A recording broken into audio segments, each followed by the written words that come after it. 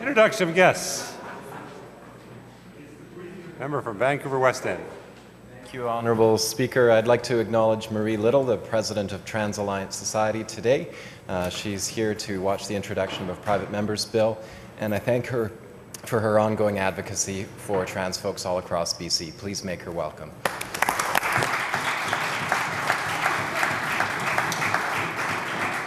Minister of Advanced Education. Thank you, Mr. Speaker. In the House today, I'd like to make 4 introductions. I'd like to introduce Gabe Garfinkel. He's my EA. And with Gabe is Larry Garfinkel, Gabe's father. He lives in Vancouver, a former social worker, and has operated a small business for over 25 years. Daniel Garfinkel is Gabe's brother. He works for his father's publishing company and spent time volunteering for his community in Vancouver and will soon be attending chef school next year. And then finally, Sarah Fralin, Gabe's cousin. She's an environmental studies student at the University of Victoria, an environmental and community activist and leader. Would the House please make them welcome?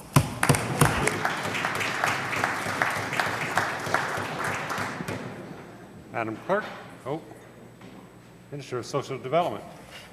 Thank you very much, Honourable Speaker. I'd like to introduce a friend of mine and an advocate in Burnaby. Gordon Harris is President and CEO of the University Trust on Burnaby Mountain. I worked with him very closely, and a member of the opposition in getting the school up on Burnaby Mountain, the new school, and I want to welcome him to the House today.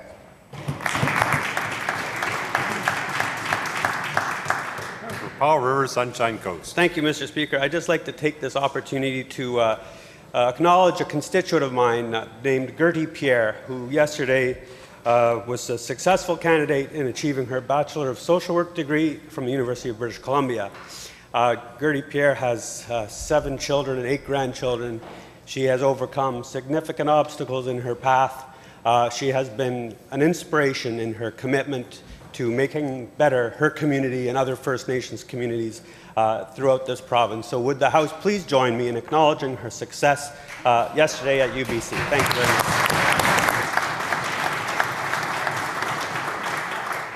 Madam Clerk. Introduction of bills. Member of Vancouver West End. Speaker, I move a bill entitled Gender Identity and Expression Human Rights Recognition Act be read for a first time now.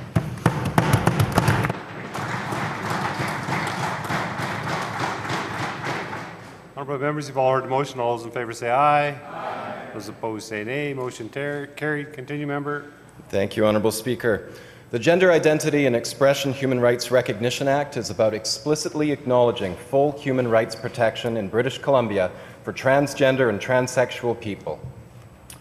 This bill affirms what judges have been reading into the law and acknowledges the rights of all people to be free from discrimination based on gender identity and expression.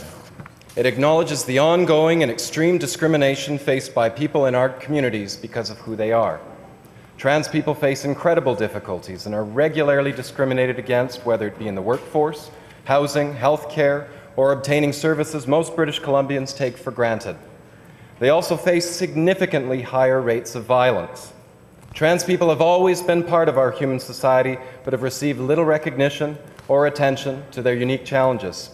Some in this House, indeed, may not even be aware of who trans people are or what they face in their varied lives. This bill is about celebrating the great diversity of people in our province and ensuring everyone has the right to live free from hate and indeed be loved for who they are. Because when one suffers, everyone suffers. Honourable Speaker, I move that this bill be placed on the orders of the day for second reading at the next sitting of the House after today. Honourable members, you've all heard the motion. All those in favour say aye. Aye. Those opposed say nay. Motion carried. Minister of Sport. Thank you, Honourable Speaker. I have the honour to present a message from His Honour, the Administrator.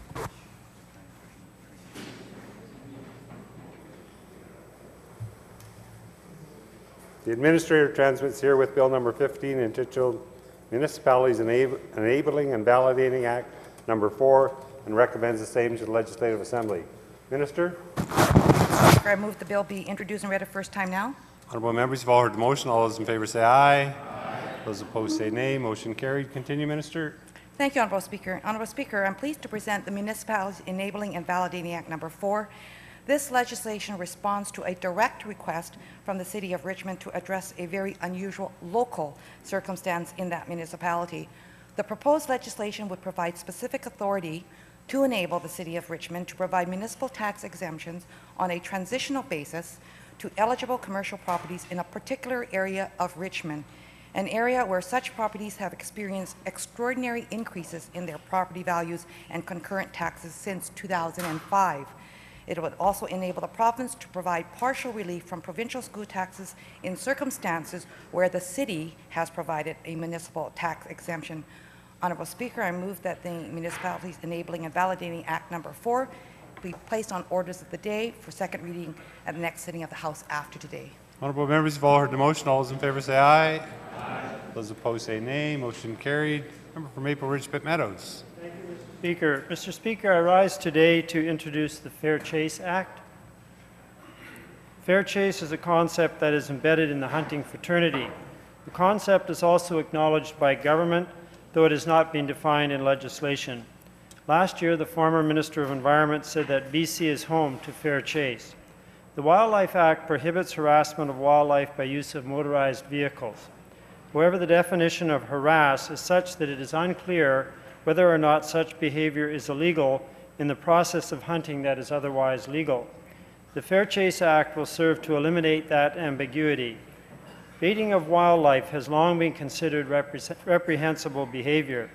This view is represented by the prohibition of bear baiting in the Wildlife Act.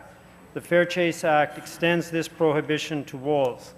Mr. Speaker, I move that the Fair Chase Act 2011 be introduced, read a first time, and placed on the orders of the day for second reading at the next sitting of the House after today.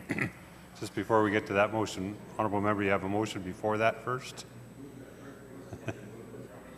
Move the bill? Move first reading. I move first reading of the bill.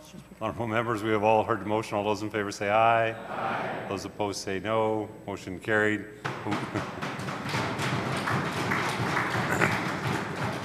Now, member, you can move the second portion. Oh, thank you, Mr. Speaker. I move that the bill be placed on the orders of the day for second reading at the first sitting of the House after today. Honourable members, you've all heard the motion. All those in favour say aye. Aye. Those opposed say nay. Motion carried. Madam Clerk. Statements by members. Member for Vancouver Mount Pleasant. Thank you, Mr. Speaker. This afternoon, UBC will confer honorary Doctors of Law degrees on two people that I have the privilege of knowing. They are two people with very different histories and different personal stories. Both have notable achievements and are successful entrepreneurs. Thomas Fung came to Canada in 1967, graduating from McGee High School. He then went to Japan and learned the art of baking and returned to Vancouver in 1984 and founded the Saint Germain Bakeries. He's also the founder and chair of the Fairchild Group. He built North America's first multicultural retail center, Aberdeen Centre, in 1989 and operates 2 TV stations, 5 multicultural radio stations, BC's biggest Chinese language magazine, and an e-commerce company. Thomas was named one of the most influential people in Canada by Time magazine. Ken Leotier is a longtime resident of Vancouver Mount Pleasant. He is a recovering alcoholic and drug addict and a dumpster diver. Ken deeply believes that everyone should feel valued and have a sense of belonging in their own community. He was the driving force behind Save Our Living Environment, an organization dedicated to improving Vancouver's urban conditions by pursuing sustainable practices. Thanks to his skills and dedication, Ken founded United We Can Bottle Depot, a nonprofit social enterprise that is a significant source of low-barrier employment for residents of the downtown east side. In 1995, with a $25,000 loan from Van City, United We Can opened its door. The United We Can community has collected and recycled well over 25 million beverage containers over the years, and each day some 700 people earn cash with recyclables to supplement their income. United We Can is a financially and environmentally sound social enterprise that has been recognized nationally. Ken, as the founder, received the Meritorious Service Medal in 2005, and in 2010, he received the Leadership Award from his own industry. I ask the House please join me in congratulating Thomas Fung and Ken Leotier. Member for Richmond East. Thank you, Mr. Speaker. I'm pleased to rise today and recognize Childcare Month and Childcare Provider Appreciation Day. Just this morning, I attended the Childcare Awards of Excellence in Vancouver with the Minister of Child and Family Development. The event honoured just not childcare professionals from across British Columbia, but also organizations and local governments, including the District of West Vancouver, and I'm very proud to say the City of Richmond, for outstanding service to children and families. It's wonderful to see communities being recognized, because I firmly believe that strong, supportive, and engaged communities are a key to creating a quality childcare system that meets the needs of local families. If we want a stronger economy in British Columbia, honourable members, it will be only because we have strengthened family. We have a range of childcare options in British Columbia which are often tailored to meet the unique needs of the children and families they serve, young parents still in school, Aboriginal children and families, and children with special needs, to name a couple examples. I'm proud that this government has supported early learning and childcare for many years, knowing the incredible difference it makes in the lives of children. Mr. Speaker, I ask that the House join with me in recognizing and celebrating Childcare Month. And to the thousands of amazing childcare professionals, I say thank you for the work that you do each and every day to help our little ones learn and grow and have curiosity and abundance, and for the peace of mind you bring to thousands of parents across our province. We are indeed grateful. Thank you, Mr. Speaker.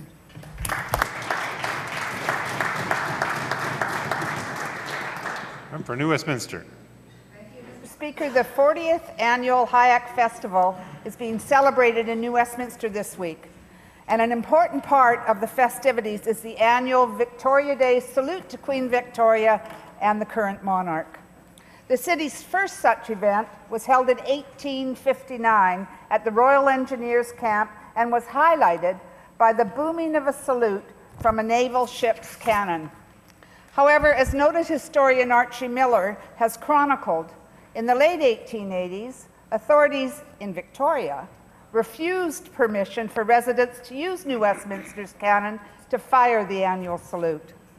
This insult, coming on the heels of our city losing its capital city designation to Victoria, caused indignant New Westminster residents to pursue other options to ensure the salute went ahead.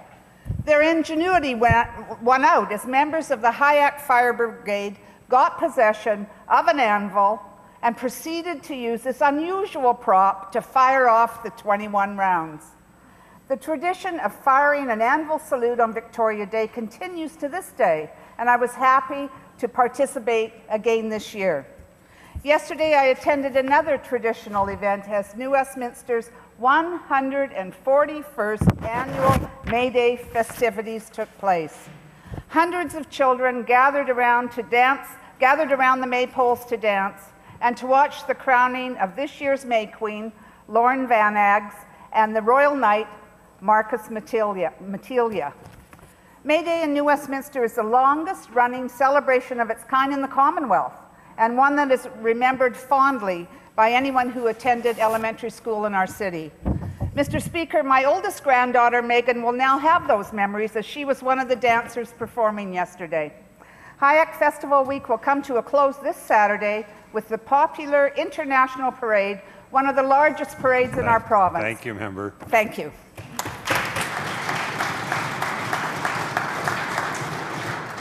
Member for Surrey Tynehead. Mr. Speaker, in June we will celebrate BC Seniors Week. Our seniors are very special in every part of BC. They are the parents, our mentors, often our leaders, and they are the reason we enjoy such a bountiful lifestyle in this province. Without them, we would not have the economy, the freedoms, the developments, and stability we all enjoy. In Surrey, we have some very special seniors who trace their roots back to the first pioneers come to BC and who were very significant in our growth. Keeping in the pioneer spirit alive in my constituency are the Tynehead Women's Auxiliary and Tynehead Historical Society, who raise funds to maintain our historical Tynehead Hall, host many seniors functions, and raise funds for many charitable causes. Many of these volunteers of these organizations are from pioneer families, including Dave Stevens, grandson of pioneer Joseph Stevens, who arrived in Tynehead in 1918, Jana York, granddaughter of pioneer Roy McCaskill, who arrived in Tynehead in 1890, Judy DeVeris, granddaughter of pioneer William Frost, who arrived in Tynehead in 1907.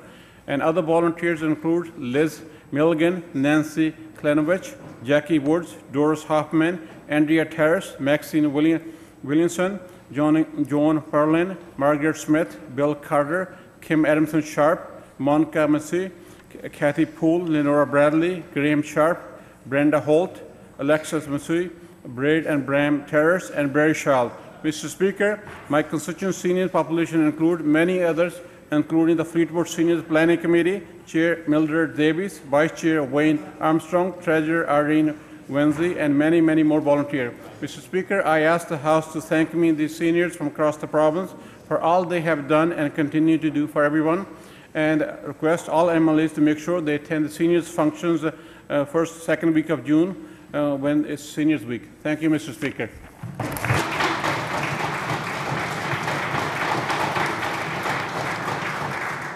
Member for Saanich South. Thank you. Mr. Speaker, May 29th marks the day of the honeybee here in BC, and it is my pleasure to celebrate bees in the House this afternoon. Bees are little creatures with a big job. They pollinate flowers, allowing a steady supply of food for everything else that shares this space. I recently found a book in the Legislative Library called Honeybee Democracy, and was entertained by the idea of bees making decisions collectively and democratically. The author, Thomas Seeley, brings the reader close to the hive in the annual cycle of these remarkable insects.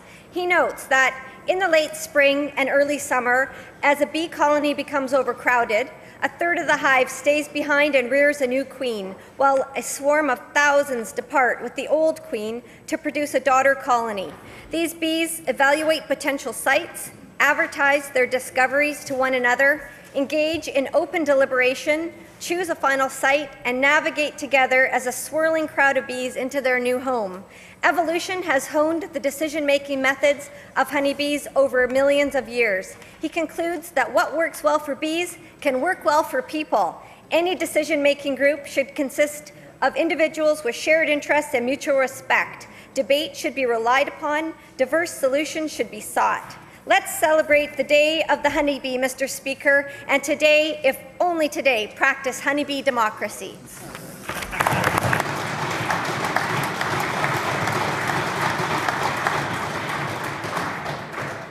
Vancouver, Colchina. Thank you. Thank you, Mr. Speaker. There's a group of students visiting the Legislature today from a school in my riding, Lord Kitchener Elementary. I know that this will come as a surprise to many, but when I visited the school just a few months ago, I caught many of them writing on the gymnasium wall with felt pens. And I must confess, they caught me doing exactly the same thing. We were all writing farewell notes to a part of the old gym that has since been torn down as the first stage of the seismic renewal for the school.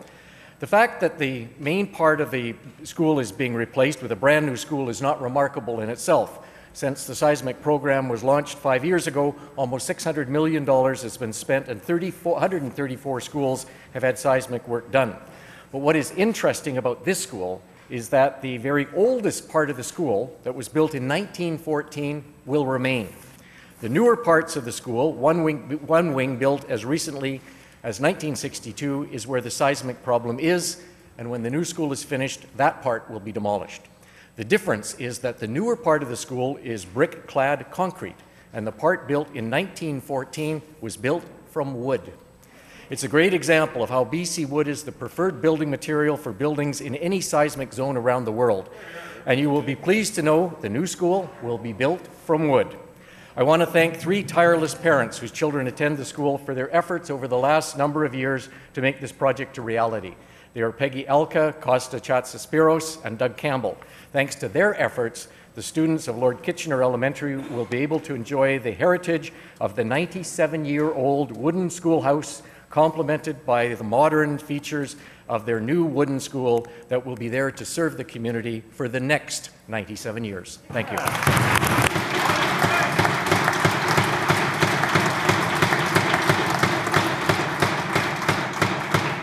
Madam Clerk. Oral questions by members. Member for Surrey Wally.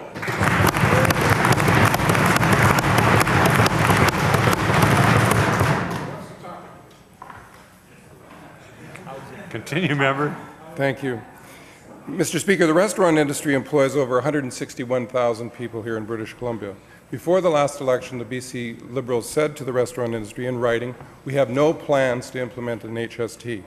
After the election was over, of course, they went back on their word. They made families pay more, they hurt communities, and they hurt small businesses. The restaurant industry has said the HST will cost them $750 million a year in lost sales, or $50,000 per year for the average restaurant. Yesterday, Ian Tostenson, president of the Restaurant and Food Services Association, said, and I quote, "Can't see how these changes help." To the finance minister, will he admit that the BC Liberal HST bribe does nothing to help a struggling restaurant industry here in British Columbia?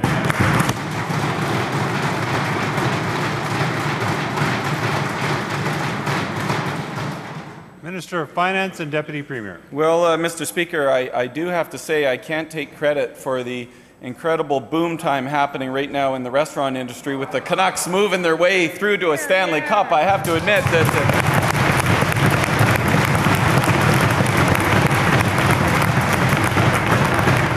I certainly can't take credit for that, but what I can say, Mr. Speaker, that I know is extraordinarily good news for the restaurant sector is that when we send out $200 million worth of transition payments to families with kids and to low-income seniors, Mr. Speaker, I can tell you that gets recycled back into the economy pretty fast, and I am certain that some of that's going to go back into the restaurant sector, Mr. Speaker.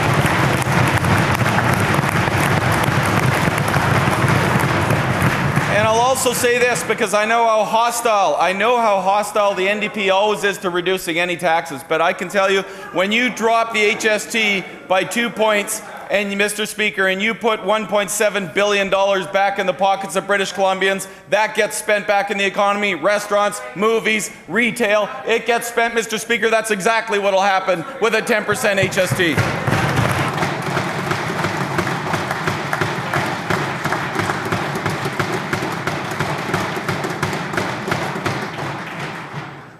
Member has a supplemental. Yes, I do, Mr. Speaker. Well, the restaurant industry is looking for long-term solutions. They warned the HST could cost at least 12,000 jobs. And in fact, since the legislation was introduced, restaurants have been reporting declines in sales. This latest attempt by the BC Liberals to buy votes won't do anything to help, according to the restaurant industry. And let's revisit what the Premier said just back in March. We aren't going to be talking about trying to reduce it by a point or two before the referendum. I mean, I think people will see that as buying them with their own money, end quote.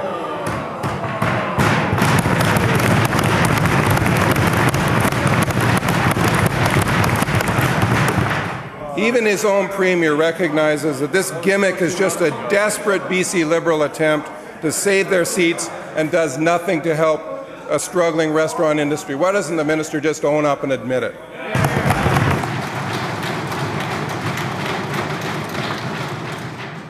Minister. You know, Mr. Speaker, I guess I should be used to it by now, but the NDP hostility to reducing the tax burden on families remains. It never changes, Mr. Speaker.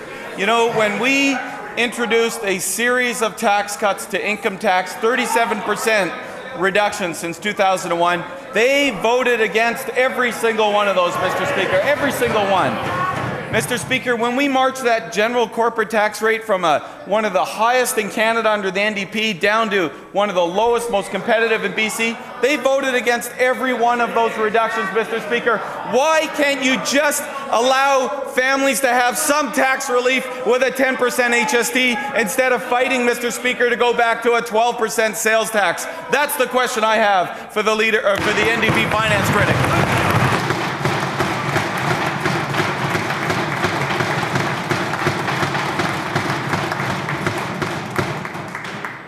The member has a further supplemental. Thank you, Mr. Speaker. I do. Well, I know it makes the finance minister uncomfortable, but let's go back to that quote from the Premier again. We aren't going to be talking about trying to reduce it by a point or two before the referendum. I mean, I think people will see that as buying them with their own money. That wasn't 2 years ago, Mr. Speaker. That was 2 months ago. True to form, a BC Liberal Premier did exactly what she said she wouldn't do. This gimmick does nothing to help the restaurant industry and creates confusion as we head into the HST referendum vote. Will the minister admit that this is a sign of desperation and once again the BC Liberals have left the restaurant industry to fend for themselves?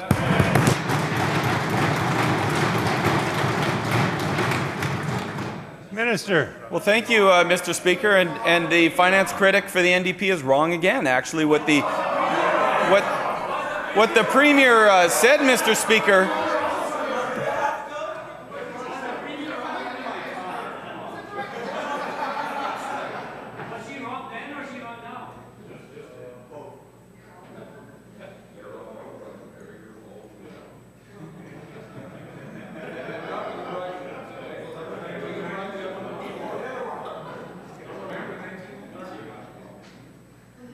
Members. Continue, Minister. Thank you, Mr. Speaker. What the Premier was very clear about, Mr. Speaker, is making sure that we go out and listen to British Columbians. And that's why we engaged in the largest listening exercise in the history of the province of British Columbia. 275,000 British Columbians participating in our telephone town halls.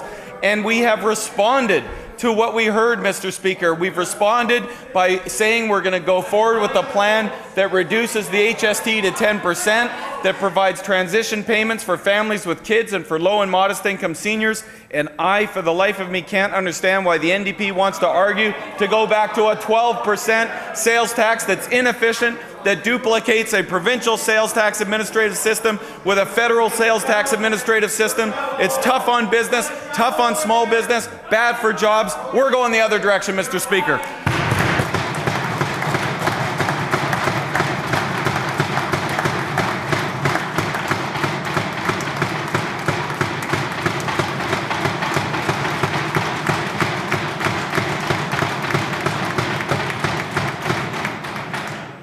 Member for Vancouver West End. Thank you, Honourable Speaker. Well, the Finance Minister talks about listening, but for a guy who talks about listening, he sure does a lot of shouting. Here are just a few of the things that Ian Tostenson, the President of the BC Restaurant Food Association, has said about yesterday's BC Liberal vote. Take your seat.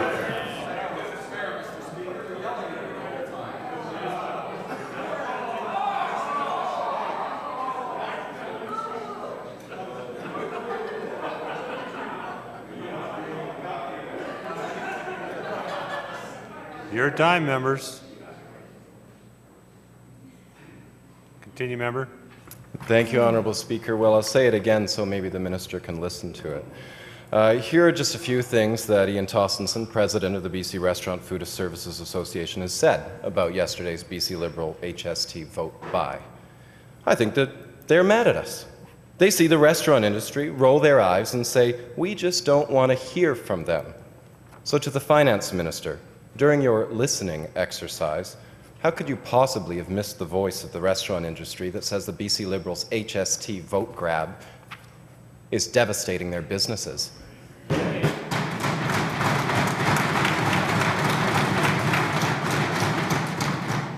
Minister. Well, thank you, Mr. Speaker. So I think the NDP member of the opposition should know that he should be careful to distinguish between the lobby group for the Restaurant Association and individual restaurateurs. Because I'd like to quote from what a restaurateur, Peter Oates from Carmelo's restaurant in West Vancouver, said when he was on the Bill Good show, Mr. Speaker. He said, since last July, Carmelo's has never done better. Sales have improved each month, year after year. He's got all 12% back on $3,000 worth of kitchen rentals through the HST input tax credit, as well as on his hydro and his gas bills. He saves an hour a month on paperwork. I know how much the NDP love paperwork. There's got to be lots of paperwork in an NDP world. But, you know, that's just one. I've got others, Mr. Speaker, I'm happy to read in. Vikram Vij from the owner of Vij's Restaurant on CKNW. Business is good. You know, the HST has been a little bit of an issue, but not a big one. Mr. Speaker, Rod Butters from Rowdy's Regional Table Restaurant in Kelowna on CKNW. Bill Good. We've tried to be very proactive in our approach to our pricing and supplying phenomenal value, so we actually haven't seen a dip. Knock on wood, our business actually continues to grow, Mr. Speaker. Imagine.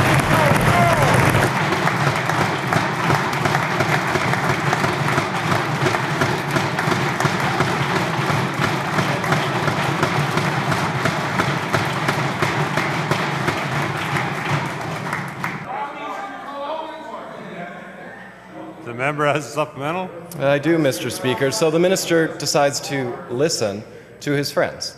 He doesn't listen to the Restaurant Service Association. He doesn't listen to the Canadian Restaurant Service Association.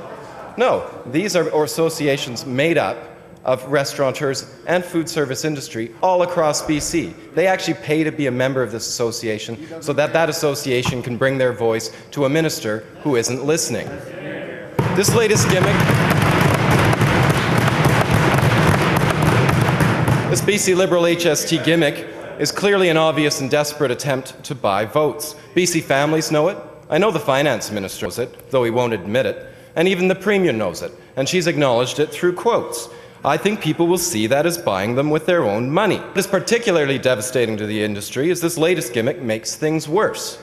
According to Mr. Tostenson, both sides. He says, first the HST increase, and now another 2% business tax increase. So to the finance minister, why is this BC Liberal government punishing small BC family-owned restaurant business?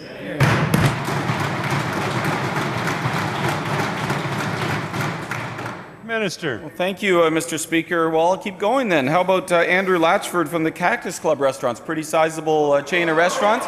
Lots of employees there, Mr. Speaker. And what does he say? He's come to the conclusion that the HST is a good thing because it will improve BC's economic outlook.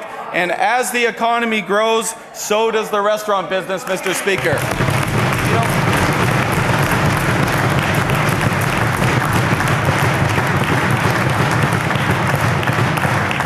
Mr. Speaker, I know, Mr. Speaker, I've said it before, Mr. Speaker, I know that the NDP believe that even though there's 140 countries around the world that use value-added taxes, they're identical to the harmonized sales tax, and that in those countries, whether it's Paris or Rome or London, they all have thriving restaurant industries, Mr. Speaker, just as we do here in British Columbia, Mr. Speaker. And I can tell you this, a lowered HST that puts $1.7 billion back into the pockets of consumers. I can tell you, Mr. Speaker, that gets back into the restaurant sector, that gets back into the retail sector, that gets back into the economy, and we'll continue to grow the economy in British Columbia with a sales tax process, actually, Mr. Speaker, an HST that makes sense economically.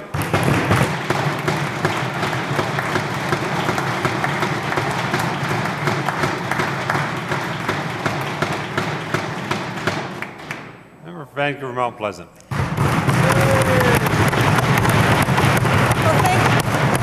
Thank you very much, Mr. Speaker. It's a bit rich, isn't it? Coming from a Minister of Finance who takes policy direction from a Premier that he has criticized that uses a ready, fire, aim approach to policy making, Mr. Speaker. So this is the Minister of Finance and the government that takes this approach, Mr. Speaker. I see no evil and I hear no evil. The restaurant associations and the industry are telling this government that the HST is bad for them and bad for their business. Don't take my word for it, Mr. Speaker, because they did their own survey with their own membership. And their membership said since the HST has been implemented in the first 7 months, businesses went down 15%. So my question to the Minister of Finance is this: why is he failing the small business sector by adding injury to the wound by first misrepresenting their position on the HST and then later on and also increasing the small businesses tax for the Restaurant Business Association?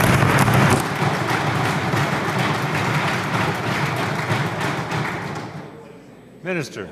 Well, thank you, Mr. Speaker, and perhaps the member from Vancouver Mount Pleasant should just lift her eyes from the lobbyist report she's been reading and listen to what the Canadian Federation of Independent Business wrote about our plan to reduce the HST to 10%, Mr. Speaker. Wait for it, it gets better. It gets better. Mr. Speaker, what did they say? 83% of the CFIB members support an HST rate going to 10%, Mr. Speaker.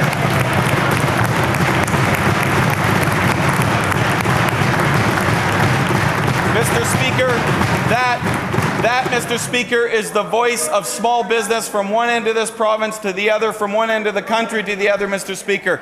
And I can tell you putting $1.7 billion back in the pockets of consumers is a benefit to consumers. It's a benefit to the restaurant industry. It'll be a benefit to the broader economy.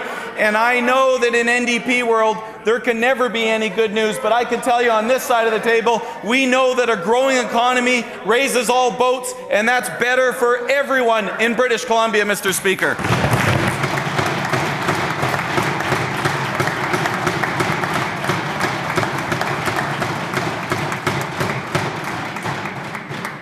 The member has a supplemental. Yes, I do, Mr. Speaker. And so who are these lobbyists? Ian Tosterson just about ran for the BC Liberal leadership, Mr. Speaker, and he's the one that's criticizing this Minister of Finance and their government. So, Mr. Speaker, the BC Liberals' model is that we'll mislead you before the election and we'll mislead you again after the election. Around the time the restaurant industry said tinkering with the HST won't help their struggling industry, the Premier herself said, and I quote, "People will see that as buying them with their own money." Premier Clark knows the gimmick that she announced yesterday with this Minister of Finance is transparent and is just about buying votes. The restaurant business associations and the restaurant industry is not buying it. Will the Minister of Finance just admit that the BC Liberal government's ready, fire, aim policy is a failed policy?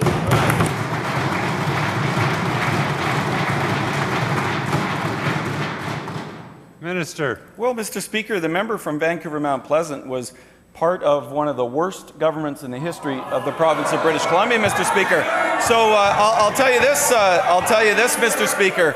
I don't mind pointing out what a great environment the restaurant industry enjoyed in the 1990s with the highest personal income tax rates in North America, the highest marginal income tax rate in North America, the highest general corporate tax rate, 16.5% in the country, one of the highest small business tax rate. In fact, the leader of the opposition was the chief of staff at a government that had a small business tax rate of almost 9%, Mr. Speaker. We've marched that down to 2.5%. We've got a thriving small business sector in British Columbia, Mr. Speaker.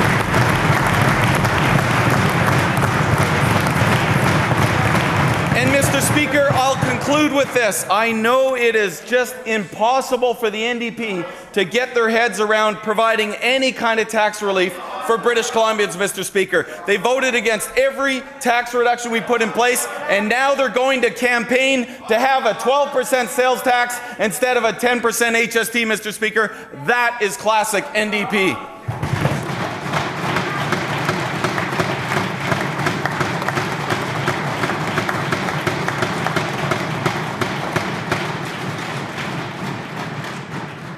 Vancouver Hastings. Thank you, Honourable Speaker. And Honourable Speaker, the voters and the citizens of British Columbia will find the tax relief they want when they kill the BC Liberal HST this summer.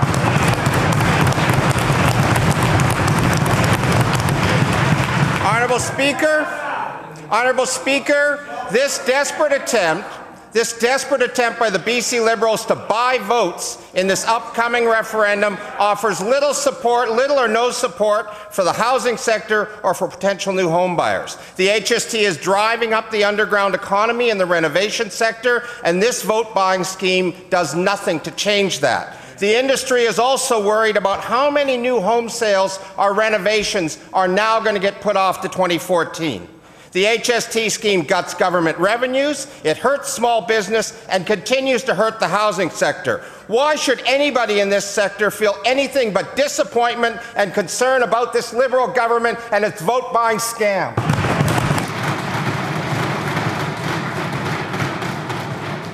Minister. Well, Mr. Speaker, I know the NDP can work themselves up into a real froth trying to fight a tax reduction, and here we go again, Mr. Speaker. God forbid that there should be any benefit to consumers out there, Mr. Speaker, but I've got a couple of uncomfortable NDP facts. I like reading these into the record, Mr. Speaker, because I know how uncomfortable NDP. So, first uncomfortable NDP fact. Employment has increased 1.5% in the period since the HST's introduction, Mr. Speaker. So just to put that to rest.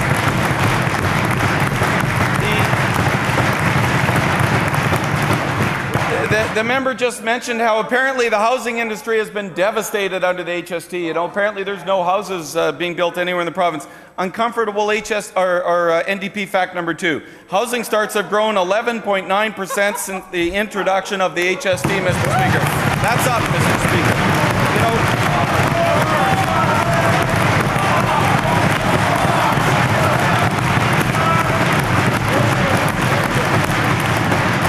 and Mr. Mr. Speaker, since they're calling for more, one final uncomfortable NDP fact. Mr. Speaker, in 2001, the last year of the NDP reign of terror in the 1990s, in 2000, Mr. Speaker, a family of four earning only $30,000 a year, Mr. Speaker, was paying taxes, fees, everything all included, $3,739 under the NDP. Under the BC Liberals today, Mr. Speaker, $2,087, a 44% reduction under this government, Mr. Speaker.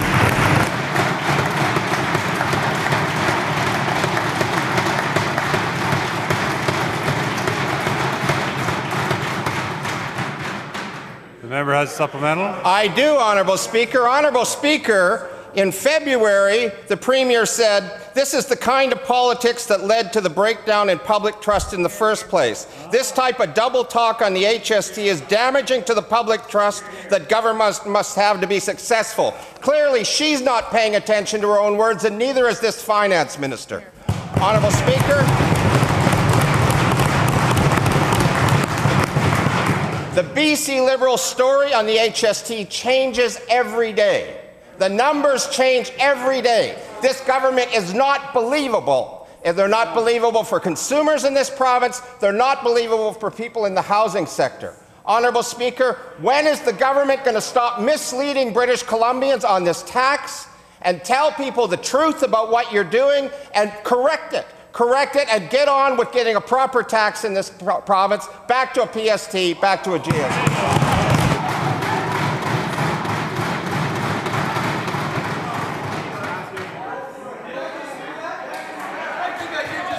Wait, just wait. Members.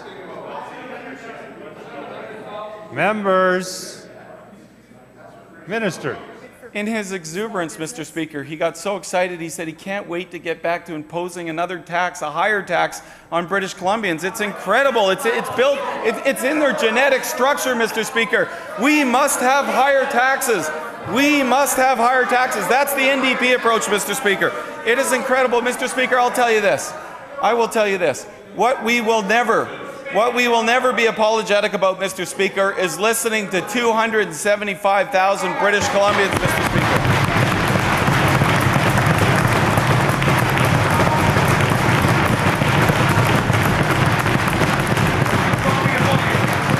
And Mr. Speaker, I am proud to have a Premier that listens to British Columbians and, more importantly, responds to what she hears from British Columbians and acts in a manner that will reduce the tax burden on British Columbians to the tune of $1.7 billion, provide transitional checks to families with kids under 18, Mr. Speaker, transitional checks of $175 each to low-income seniors, Mr. Speaker, so that we can get to a lower HST. That is good public policy, Mr. Speaker.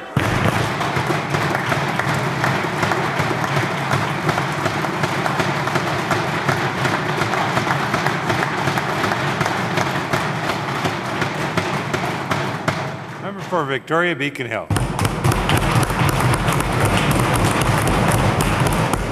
Mr. Speaker, I'd like to tell this minister that real relief for families will come when they defeat the HST this summer and then defeat the BC Liberals right after that.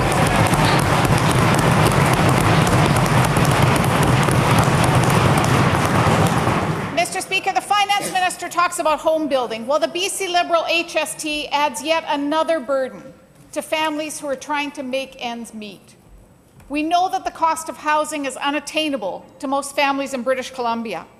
Using Vancouver as an example, it's the third most expensive city in the world in terms of housing. It's difficult for any young family to get into the market.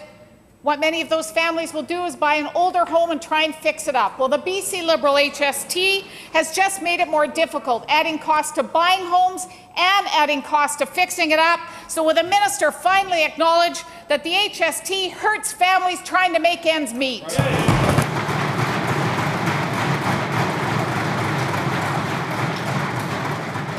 Minister. Well, thank you, Mr. Speaker. And it's interesting that in that question, the example she gives of buying a used home, there's no HST, Mr. Speaker, that applies to any used homes in British Columbia, Mr. Speaker.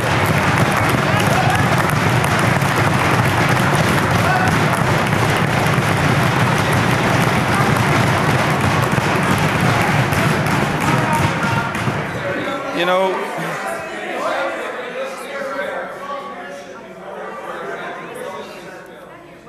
Continue, Minister. So, Mr. Speaker, and as usual, you know, the NDP spend all their time outside of question period just scouring to try and find some bad example they can possibly find, Mr. Speaker. So I'll give them another interesting example. You know, in rural BC, member, people buy pickup trucks. They like pickup trucks. Pickup trucks aren't cheap. In fact, about $65,000 if you want to buy a Ford F-450, for example, Mr. Speaker. Well, under the NDP, of course, they consider that a luxury automobile, so they put a 3% luxury tax on that, Mr. Speaker, you may recall. In fact, they put a luxury tax on every vehicle over $30,000. Apparently, that's a luxury for families in the NDP world, Mr. Speaker. But I can tell you, Mr. Speaker, under HST, we get rid of the 3% luxury tax. And at a 10% rate, Mr. Speaker, the savings, Mr. Speaker,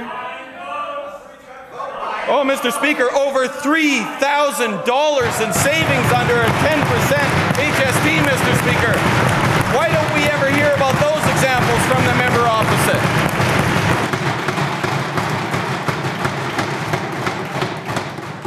The member has supplemental. I do, Mr. Speaker. Mr. Speaker, British Columbians aren't fooled. Homeowners aren't fooled. The construction industry isn't fooled. Families aren't fooled. They know they aren't fooled by the BC Liberals because they see the results of the HST every single day. They know it's making their lives more difficult. They know the HST is a bad tax and they're getting hammered by it. The public doesn't trust the BC Liberals, and they certainly don't trust them on the HST. So will the minister admit today that BC Liberals have failed BC families?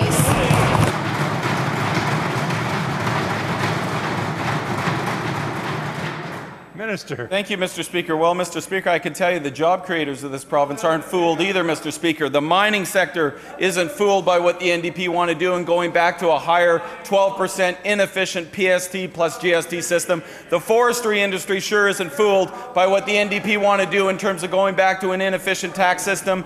I can tell you the small business sector isn't fooled by what the NDP want to do, Mr. Speaker, and that's why the Canadian Federation of Independent Business representing small business supports what we're doing.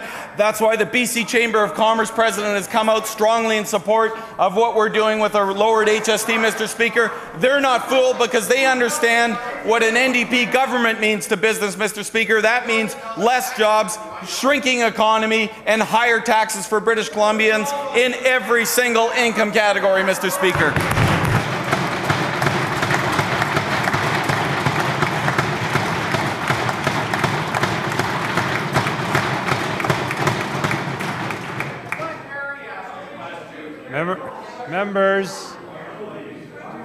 Member for Saanich South. Thank you. Mr. Speaker, next week is Bike to Work Week. It's the first Bike to Work Week under which bikes are subject to the HST. Encouraging people to use their bike as part of their daily commute is good for the environment and it's good for people's health. It's more difficult to encourage people to bike when bikes, bike repairs, and protective equipment like helmets now cost more because of the BC Liberal HST. Mr. Speaker, why is the Minister of Finance punishing cyclists?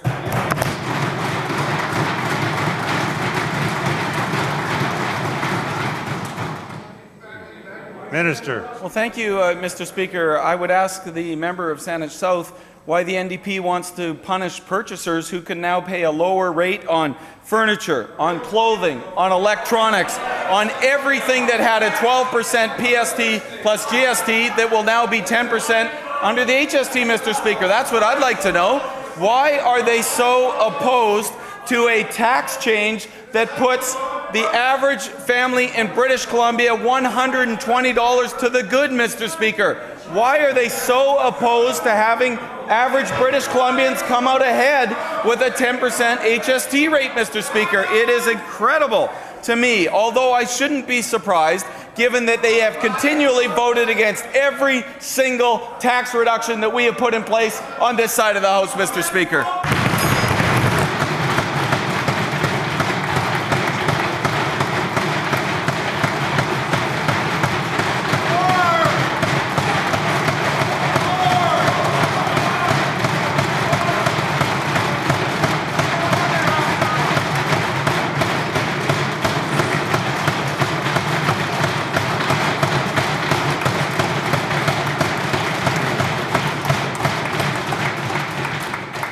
Bell ends question period. Minister of Transportation. Thank you, Honourable Speaker. I seek leave to make an introduction. Proceed. Thank you. I would like to introduce in the gallery today, joining us, Mr. Kulwant Sahota, Ms. Carolyn Bauer, and Mr. Dave Janda, joining us from Yellow Cabs in Vancouver. Will the House please make them feel welcome?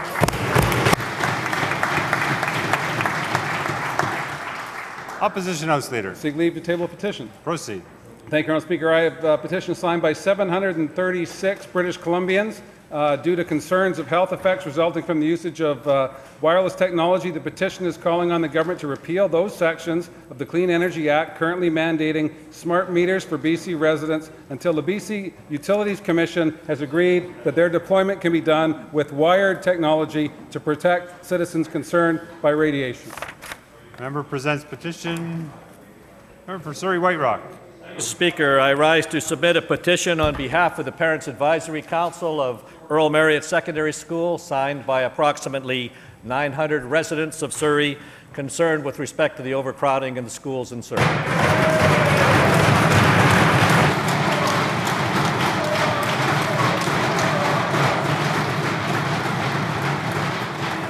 Member presents petition. Minister of Agriculture.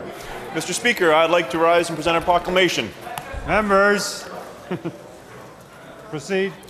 Whereas the honeybee, through its role as a pollinator, been an important part of agriculture efforts since ancient times, and whereas the honeybee plays an essential role in the success of agricultural enterprise in British Columbia, and whereas the honeybee has been under serious threat due to diseases and environmental conditions that ultimately threaten the future of agriculture in our province, and whereas the government of British Columbia has worked with the agriculture industry to improve production and stabilize that industry, and whereas it is in the interest of furthering that goal to raise awareness of the role of the honeybee and the plight it faces, and whereas our Lieutenant Governor, by and with the advice and consent of the Executive Council, has been pleased to enact Order in Council 903 on October 11, 2002, and now know ye that we do by these presents proclaim and declare that May 29, 2011 shall be known as the Day of the Honeybee in the province of British Columbia.